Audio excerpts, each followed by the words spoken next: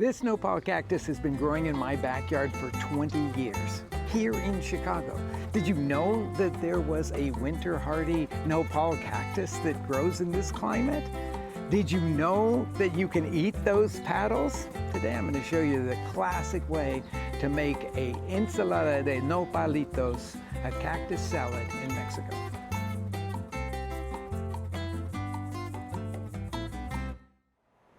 You may live near a regular grocery store that sells nopales, these cactus petals.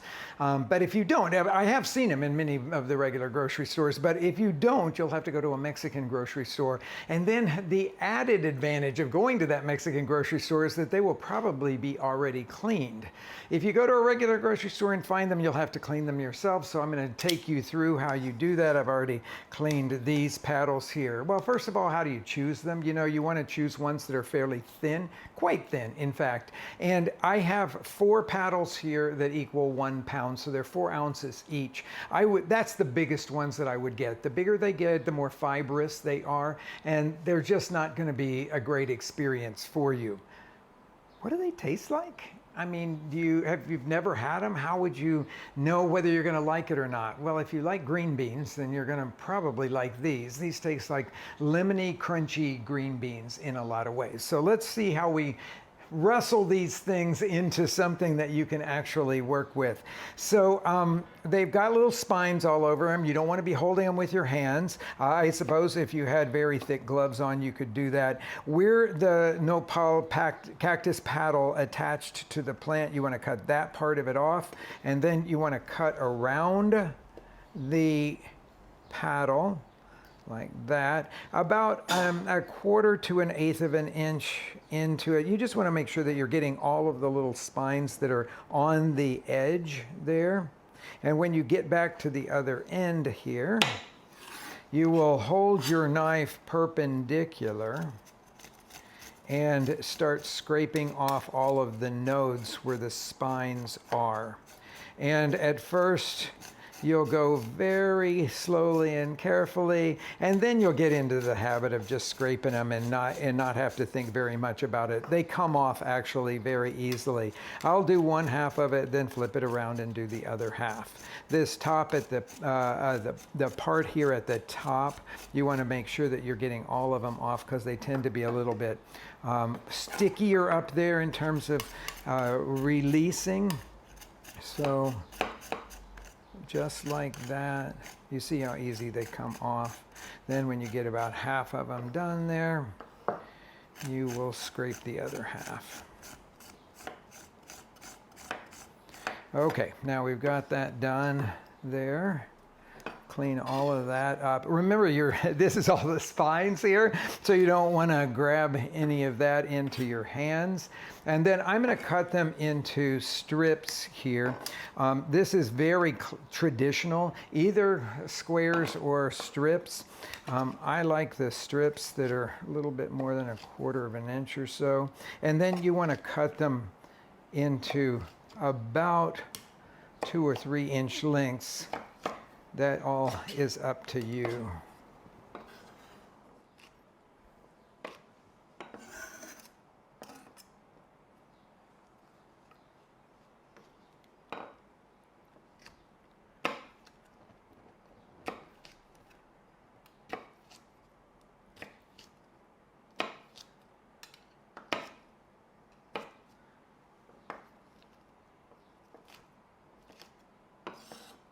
All right, now these pieces I'm going to put into a pan like that I've set over medium heat.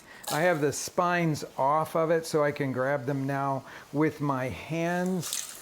To that pan, I am going to add a little bit of onion I've sliced up here. It's just a small onion, and put that into the pan with it.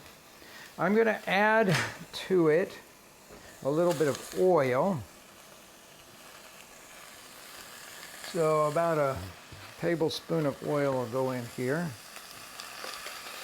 And then a 1/2 teaspoon of salt is what I'm going to put into it. Just to start the seasoning. This isn't the whole seasoning for the dish, but it's just getting it going here. Now, what most people will tell you they don't like about working with nopales or eating nopales or serving nopales is the sticky, gooey, mucilaginous stuff that comes out of them. And most people boil their nopales and they will just continue to exude that stuff. Have you ever seen okra in a gumbo? It's just oozing out this stuff that thickens the gumbo. You welcome it there because it's the thickening for that gumbo. But you don't want it in a salad because it can be sticky and stringy and it can really be off-putting. So my way of doing this, and I have known this for a lot of years, is either to steam it in its own juices. So I'm gonna put the top on here and we're just gonna let that cook in the steam that's created in that pan for about 5 minutes. All that sticky stuff will come out, then we'll uncover it and we'll let it just boil until it's dry. We're essentially evaporating all of that sticky stuff. My other way of doing that, which I learned from street vendors around Guadalajara, was just simply to take the full cactus paddles, don't cut them up, score them very lightly on both sides, brush them with oil, sprinkle them with salt, and cook them over a wood fire or a charcoal fire. They're absolutely delicious that way, and lots of the carne asada that they do around Guadalajara gets served with these grilled nopales. I love that. And in that cooking too, you just kind of do away with all that sticky stuff. So the boiling is the most difficult way. This kind of cooking in its own juices is, to me, the absolutely most secure way to get rid of all of that stuff. Okay, 5 minutes have passed. There's a few bright green ones still in there, but as nopales cook, just like tomatillos, they will start to turn to that color. Look down in here. You see all that sort of stringy, mucilaginous stuff there. That's what we're trying to get rid of here. The oil helps it, and then we're just going to continue to cook these now uncovered until all of that is gone. That will take about 5 more minutes or so, depending on your heat, and then we're going to let it all cool off because we're wanting it to be cool to finish this salad.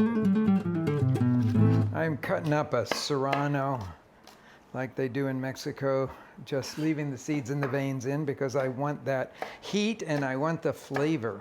You know, a really interesting thing is that when you cut out all of the seeds and the veins, you actually do take some of the flavor away from it. So it won't be nearly as spicy, but it also won't be quite as flavorful.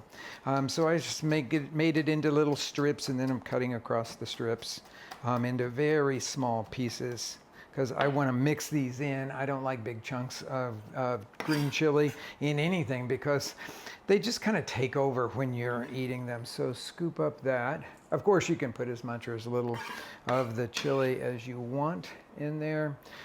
So basically what we're making is like a pico de gallo. We had the onion that went in there to cook with the nopales, but we've got the tomato and the green chili, and of course now the cilantro. Very thinly sliced stems and all. I need about 1/3 cup or so of this. I think that'll be about right there. And we'll mix that in. The nopales and the onion cooked with the oil, but nothing else. Well, we had the salt in there too. You need that just to season it as it's cooking. We have those cool down over here. And what you'll notice here is, you remember how sticky and mucilaginous they were? Now there's just none of that there. They're really beautiful. I wish they could stay bright green, but that's not in the cards for these guys. Now we're going to season it with a little bit more salt here. It'll take about a 1/2 teaspoon more or so of that salt. I'm going to sprinkle some lime all over it. In fact, I think what I'm going to do is give it a little bit of lime and then go back and taste it and see if it needs any more. So we'll put about a tablespoon or so over it there and toss that. I like to put just a little bit of oil, additional oil, another tablespoon or so on this. You don't have to if you don't want to, but I think it adds a really beautiful mouthfeel and some flavor. to it. And so what you basically have here looks a lot like a cactus version of pico de gallo, or what's called salsa mexicana most of the time in Mexico. Let's see what it tastes like.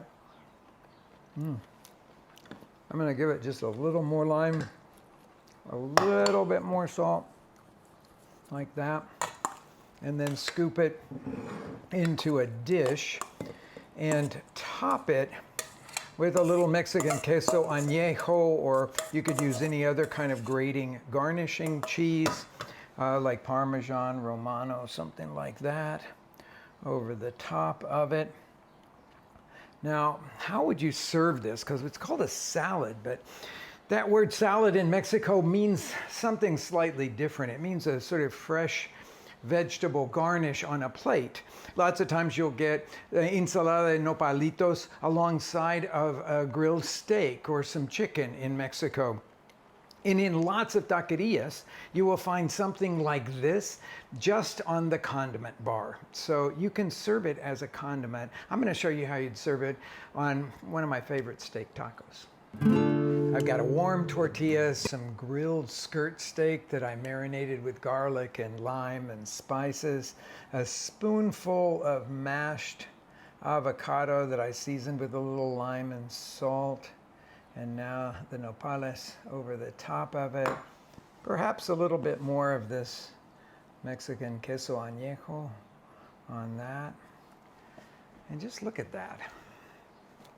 You're going to want to make the nopales salad just so that you can eat that.